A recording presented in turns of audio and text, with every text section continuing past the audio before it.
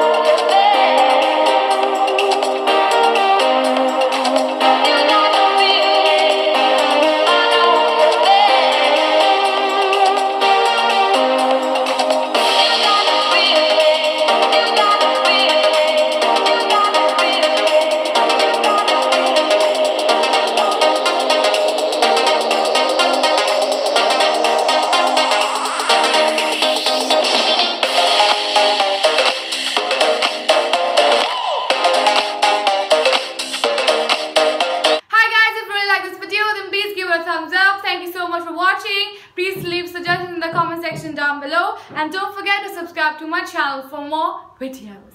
Thank you. Bye.